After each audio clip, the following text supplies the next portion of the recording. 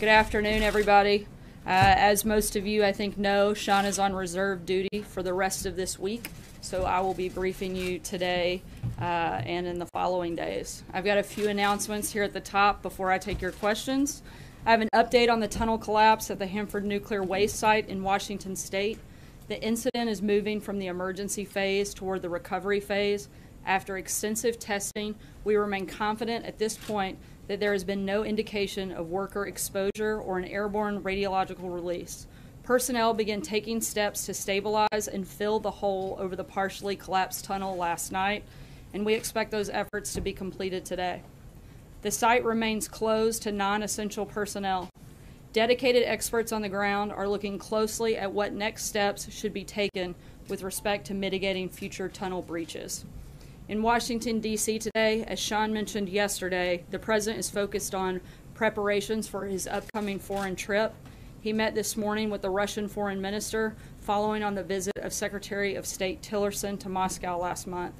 A readout of that meeting went out about an hour ago, and I'd refer you to that for further questions on the meeting. Outside of D.C., as part of the administration's ongoing effort to address the opioid crisis in America, Secretary Price continues his listening tour, learning from those on the front lines battling the epidemic. Today, he will meet with officials in Maine and New Hampshire to discuss how the administration can best support the local initiatives to combat this tragedy. Secretary Zinke is in Utah today, visiting national monument sites and meeting with local officials to comply with the President's executive order that ordered a review of national monument designations. The Secretary also took another step to advance the President's America First offshore energy strategy by reversing an Obama administration action to halt scientific research in the outer continental shelf. And Secretary DeVos is in Daytona Beach, Florida, to deliver the commencement address at Bethune-Cookman University. The university is a great example of the top-notch education HBCUs have historically provided and continue to provide to their students, and I know the Secretary is honored to be there today. There's also another nugget of big news, as you guys may have been paying attention, in regard to the termination of the former FBI Director Comey. The President, over the last several months, lost confidence in Director Comey. The DOJ lost confidence in Director Comey. Bipartisan members of Congress made it clear that they had lost confidence in Director Comey. And most importantly, the rank and file of the FBI had lost confidence in their director. Accordingly, the President accepted the recommendation of his Deputy Attorney General to remove James Comey from his position. Before the news broke, the President spoke to several members of Congress to inform them of his decision. Those members are Senate Majority Leader Mitch McConnell, Speaker of the House Paul Ryan, Senator Chuck Grassley, Senate Minority Leader Chuck Schumer, Senator Feinstein, Senator Lindsey Graham, House Majority Leader Kevin McCarthy, House Minority Leader Nancy Pelosi, and Congressman Bob Goodlatte. Later in the evening, he also spoke to Senator Bob Corker, Chairman of the Senate Committee on Foreign Relations. In addition to all of the big news happening at the White House today, it is also my daughter Scarlett's 5th birthday. And since I'm here and you guys aren't, I get to wish Scarlett a happy birthday. And with that, I think her first birthday wish would probably be that you guys are incredibly nice. And now I will take your questions. Allie. Sarah, I think it would be helpful to establish some of the facts, and I have a couple broader questions for you. So number one, yes or no, did the President direct Rod Rosenstein to write this memo on James Comey? No, the President had lost, again, like I said, he'd lost confidence in Director Comey, and frankly, he'd been considering letting Director Comey go since the day he was elected. But he did have a conversation with the Deputy Attorney General on Monday where they had come to him to express their concerns. The President asked that they put those concerns and their recommendation in writing, which is the letter that you guys have received. So it is the White House's assertion that Rod Rosenstein decided on his own, after being confirmed, to review Comey's performance? Absolutely, and I think most of America had decided on their own that Director Comey was not the person that should be leading the FBI, as evidenced by the numerous comments that we've seen from Democrat members in the House and Senate, Republican members, members of the FBI, and people across the board. A couple more establishments of facts. I think question is Senator Dan Feinstein says she was told something different directly from the President. The President said he asked Rosenstein and Sessions to review this. Is she lying? He asked them for their recommendation based on the conversation that they had on Monday. He asked them to put that recommendation in writing, but they came to him on his own. And again, the president had lost confidence in Comey from the day he was elected. He wasn't sure that he shouldn't fire him. On May 3rd, Sean came out and said the president has full confidence in his FBI director. Why did he say that? Look, I think, again, he's questioned Director Comey's reason for needing to stay at the FBI. He had countless conversations with members from within the FBI. I think one of the big catalysts that we saw was last week on Wednesday. Director Comey made a pretty startling revelation that he had essentially taken a stick of dynamite and thrown it into the Department of Justice by going around the chain of command when he decided to take steps without talking to the Attorney General or the Deputy Attorney General when holding a press conference and telling them that he would not let them know what he was going to say. And that is simply not allowed. And somebody like the Deputy Attorney General, Rod Rosenstein, who everybody across the board has unequivocally said this guy is a man of upstanding character and essentially the gold standard at the Department of Justice. When you take an action like that, when you go around the chain of command in the Department of Justice, then you have to make steps and take action to make a recommendation to the president, and that's what he did. You say that this has John? to do with the Russia investigation, Sarah. Does it have to do with John, the go investigation ahead. into Russia? How do you respond to those criticisms? We'll come back to that, I'm sure. There you go. Until you said from the podium just now that the president lost confidence in him over the last weeks and months, we had thought that this was all Rosenstein's doing. When was it that, and I follow, when was it that the president lost confidence in James Comey? What was the tipping I think point? it's been an erosion of confidence. I think that Director Comey has shown over the last several months and frankly the last year a lot of missteps and mistakes. And certainly I think that as you've seen from many of the comments from Democrat members, including Senator Schumer, they didn't think he should be there. They thought he should be gone. Frankly, I think it's startling that Democrats aren't celebrating this since they've been calling for it for so long. Well, hang on. I'll follow up. Yeah, don't forget. And I have another one I need to ask you too. But I just think this two-question limit around here. follow on that. You said that he made a lot of missteps and mistakes. Back at the end of October, this president was applauding the FBI director when he reopened the investigation into Hillary Clinton's email. So he seemed quite happy with it at that point. What changed? Well, I think the president's position. One, he was a candidate for president, not the president. Those are two very different things. Once you take over leading the Department of Justice, that's very different than being a candidate in a campaign.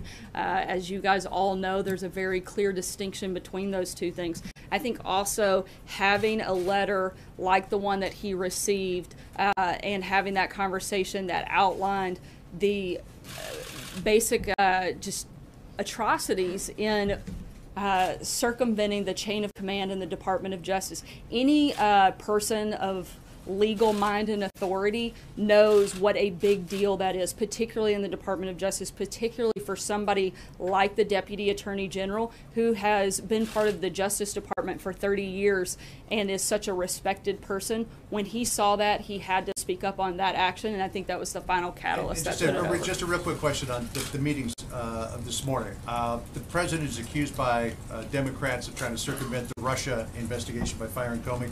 He meets with the Russian foreign minister and the Russian ambassador to the United States. He's accused of being Nixonian. He meets with Richard Nixon's Secretary of State. The timing of all of this, is it just ironic, or is this the president poking a finger in his critic's eye? Look, these were meetings that have been on the books for a while. They didn't just happen this morning. There's not a strategy to go after the Democrats on this. I think, frankly, the saddest thing is that the Democrats are trying to politicize and take away from something that the president should be doing. He should be meeting with the foreign minister. He should be meeting with people like Kissinger. And for them to try to attack him for doing his job, maybe they should spend a little more time doing their jobs and we wouldn't have all the problems that we do. Jonathan. Sir, isn't it true that the president had already decided to fire James Comey, and he asked the Justice Department to put together the rationale for that firing? No. When did he make the decision? He made the decision for the final decision to move forward with it was yesterday, but I know that he's been contemplating it for a while. But how do you explain what Dianne Feinstein says, that the president told her that he was concerned with the mess at the FBI and asked the Justice Department to look into it? I can't speak for Senator Feinstein, but I did speak directly to the president and heard directly from him that he, again, had been considering letting Director Comey go pretty much since the day he took office, but that there was no request by him to have a review at the Department of Justice. What was the reason for the firing what was written by the Deputy Attorney General? Is that why he did it? That was, I think, the final piece that moved the president to make that quick and decisive action yesterday. What did he mean in the letter that he wrote informing Comey that he was being fired? He said on 3 separate occasions Comey had told him that I am not under investigation. What were those 3 occasions that the FBI director told the president that he wasn't under investigation? I'm not going to get into the specifics of their conversations, but I can tell you that Director Comey relayed that information to the president. Jeff? Following up on that, Sarah, did the president ask Director Comey whether he was under investigation when they had these meetings? Again, I'm not going to go into the specifics of their conversations. The White House concerned that, I mean, he obviously made a decision to stick that in the letter and to make that public. Are there any concerns that it was inappropriate that they had that type of a conversation? No. Charlie? Sure. How important was the FBI director's failure to stop the leaks coming out of the FBI to the president? How important was that? I think that's probably one of the many factors. I mean, you can't deny somebody that wasn't a problem. And so I think that was just another one of the many reasons that he was no longer had the confidence of the president or the rest of the FBI. Can we expect more firings from the Justice Department? Not that I'm aware of today. Thank you, Sarah. Going forward, does the president want the Department of Justice to shut down what he's called a taxpayer-funded charade investigation? He wants them to continue with whatever they see appropriate and see fit, just the same as he's encouraged the House and Senate committees to continue any ongoing investigations. Look, the bottom line is any investigation that was happening on Monday is still happening today. That hasn't changed, and in fact, we encourage them to complete this investigation so we can put it behind us and we can continue to see exactly what we've been saying for nearly a year. There's no evidence of collusion between the Trump campaign and Russia, and we'd love for that to be completed so that we can all move on and focus on the things that, frankly, I think most of Americans are concerned with. Even if they keep on wasting taxpayer money, he wants it to continue? Look, nobody wants to waste taxpayer money. I think the president has made a priority of this. That's another reason we'd love for it to come to completion. But at the same time, I know that you all will not let this go until it does, and so we'd love for that to be completed. Let's put it behind us, let's move on, and let's focus on what we need to do to turn our country around. Sarah, 2 questions. One, was the White House aware at the time of this decision and announcement that grand jury subpoenas in the case of Michael Flynn had just gone out? No, nor should we have been. Do you know anything about that process? No, I don't. I'd have to refer you to. And does the White House believe that if these FBI investigations are going to proceed in these allegations of Russian interference, do you support continued funding and support who to lead that investigation? Who is going to be running that right now? Are you confident that that would be McCabe, or does it have to be somebody else? Right now, I believe that would fall to the Deputy Attorney General, Rod Rosenstein, and we are incredibly confident in his abilities, as I believe you can tell by the rest of the Senate, including many Democrats, are as well, given the fact that he was confirmed 94-6 and had overwhelming praise from both sides of the aisle. I think there's complete confidence in him. And another reason, frankly, for Director Comey to be out of the way so that they can have somebody leading this effort that everybody across the board has respect and confidence in. Nobody wants this to be finished and completed more than us, so that we can focus on what we need to do here. Sarah, the president said, or excuse me, Sean Spicer said just a week ago today, the president has confidence in the director. So again, I'm sorry if I'm not understanding this, but what has happened in the last 7 days to shake the confidence? Was Sean lying at that point, or did something happen in the last 7 days? Of course, you'd love to add that in, but certainly not. I think one of the big things that took place was the process in the hearing on Wednesday, where again, not to sound like a broken record, but since you guys keep asking the same questions, I guess it's only fair that I keep giving the same answers. But you have somebody, the director of the FBI, who reports to the Deputy Attorney General, going around the chain of command. That's simply not okay. That's not something that is allowed in the justice system, nor should it be. That's a huge problem. That, along with the corrections that had to take place over the last, I believe, 48 hours, those are all big problems. And another, I think, kind of final piece that pushed the president to make the decision that he did. So does he regret not doing it earlier, like on January 20th or January 21st? No, I believe the president wanted to give Director Comey a chance, but he feels that he made the right decision, certainly. Why did he do it as he did, if I could ask? Why did he have one of his longtime security advisors hand deliver a letter to the FBI when the FBI director was in fact in Los Angeles? Didn't he deserve a phone call or a face-to-face conversation? Why did he decide to do it like He that? followed the proper protocol in that process, which is a handwritten notification. And at the same time, no matter how you fire someone, it's never an easy process. And he felt like following protocol was the best thing to do. Does he plan to speak to him? I'm not aware of that conversation. Was the president aware that James Comey asked for more resources in the Russia investigation, and did that factor into his decision to get rid of Mr. Comey as director? Not that I'm aware of, and I think that would be a better question for the Department of Justice. Can I ask a follow-up? On the campaign trail, President Trump frequently said, lock her up, and he criticized the Department of Justice for not being harsh enough on Hillary Clinton. He actually praised Director Comey in October for having the guts to reopen the investigation. Why was he moved by a letter that said that Director Comey was, if anything, too harsh on Hillary Clinton? Why did that move the president to fire him? Again, I think you're looking at two very different positions. The president was wearing a different hat at that time. He was a candidate, not the president.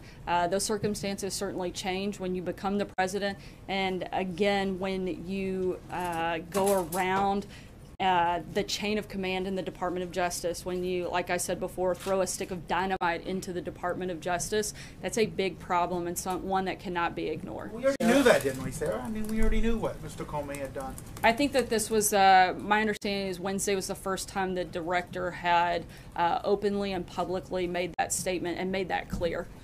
Sarah, the statements today on the President's meeting with Prime Minister Lavrov did not include anything on the reported incidents of violence in Chechnya against people in the LGBT community.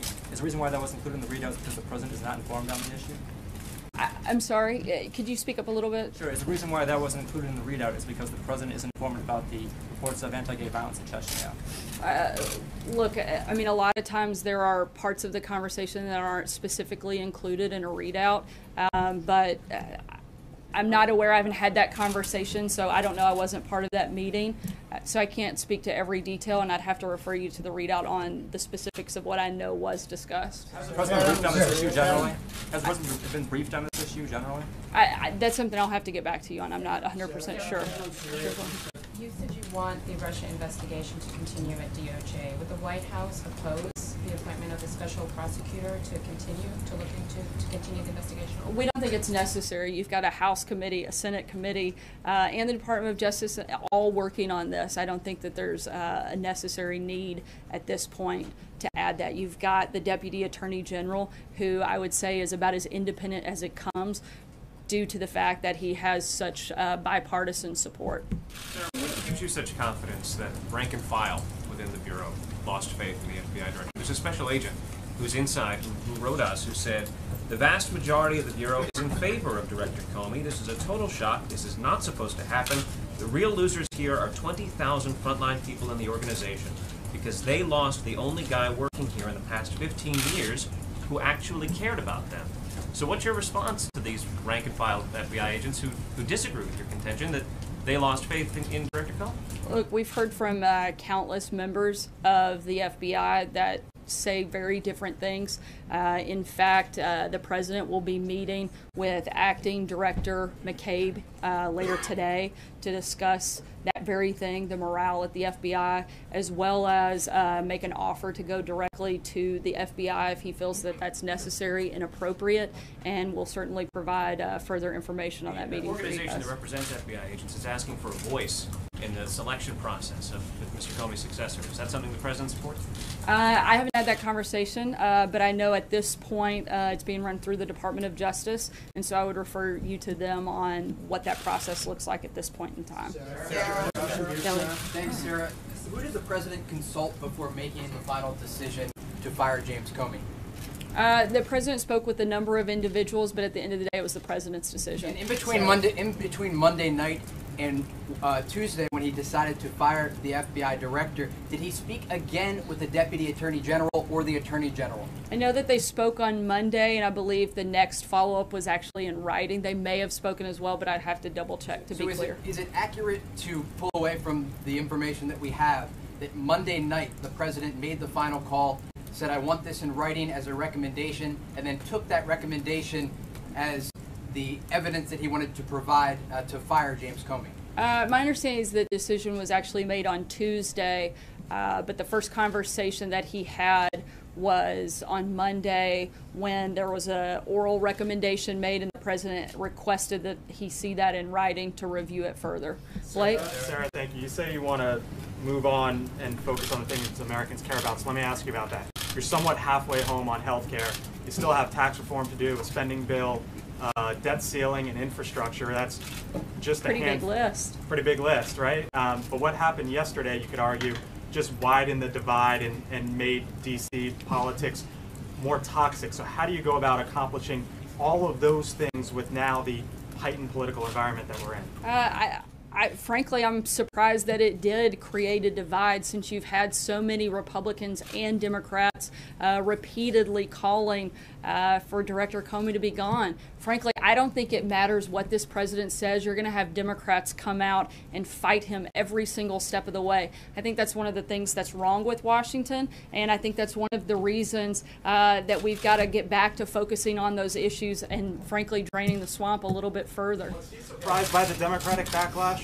Did he anticipate it, considering some of the past statements? How could he have, considering the fact that most of the people that are declaring war today were the very ones that were begging for Director Comey to be fired? If Hillary Clinton had won the election, which thank God she didn't, but if she had, and she had been in the same position, she would have fired Comey immediately, and the very Democrats that are criticizing the president today would be dancing in the streets celebrating. So it's just I think the purest form of hypocrisy. Jennifer?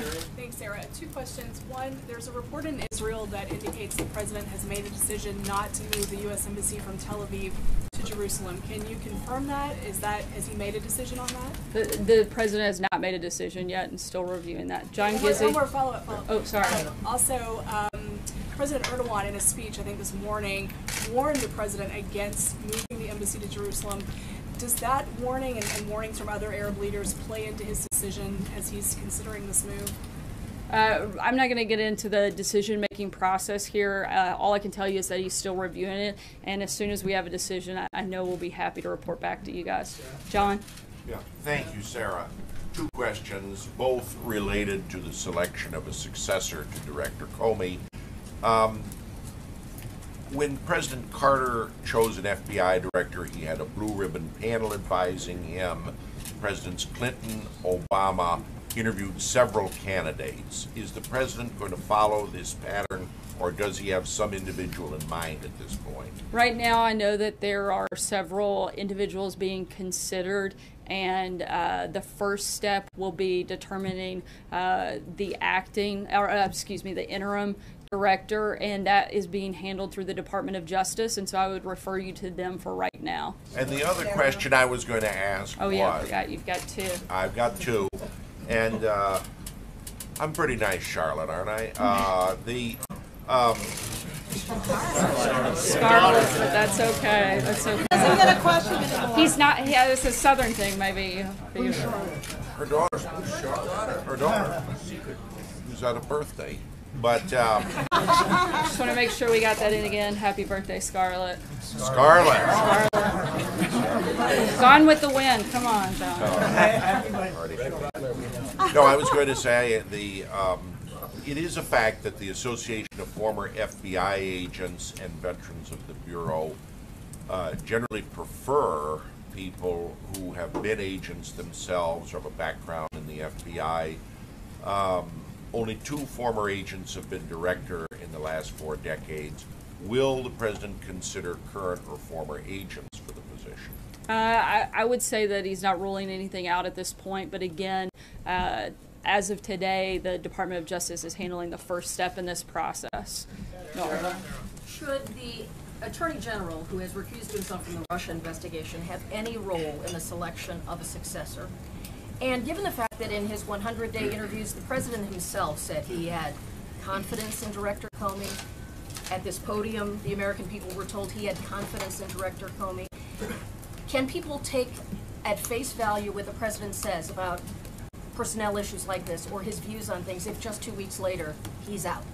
Absolutely, you can take full confidence in the words of the President. In terms of whether or not Attorney General Sessions should have a role, look, the FBI is doing a whole lot more than the Russia investigation. I know everybody in this room and probably most of the media around the world would like to think that's the FBI's sole responsibility, but that's probably one of the smallest things that they've got going on their plate in the 20,000 employees that work there, and so he should absolutely have a role in seeing who runs that agency and that department. Zeke? Hi, Sarah. Does the president have confidence in the acting director?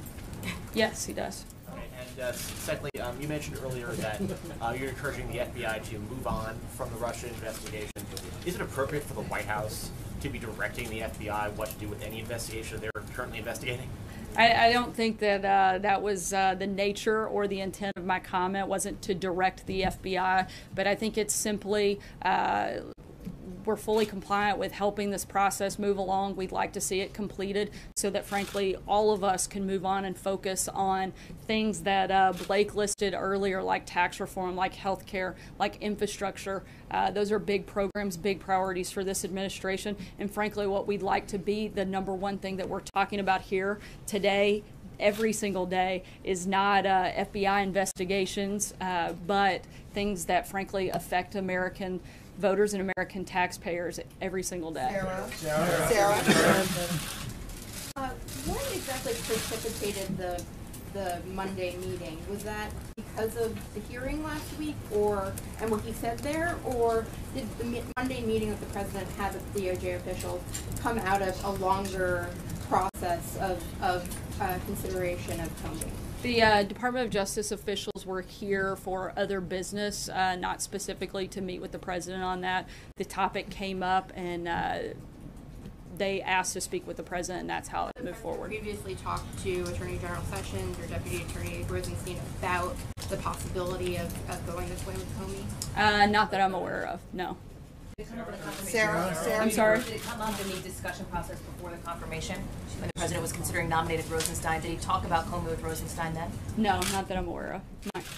The president's statement that he talked to Comey about whether or not he was being investigated raises several questions. Can you talk about why you're not willing to add any more to that, about who asked for that and why that was discussed? Who asked for what? I'm sorry. About whether or not the president seems to be trying to exonerate himself in this. I mean, can you talk about why you won't add any more to what that conversation was, how that took place, when it took place? I think it was three occasions. You said you'd clarify those 3 occasions and who initiated. Yeah, again, I'm not going to get into the specific details. I'll check and see if we have follow-up on that, but at this point, I'm not going to comment any further than what was spelled out in the letter.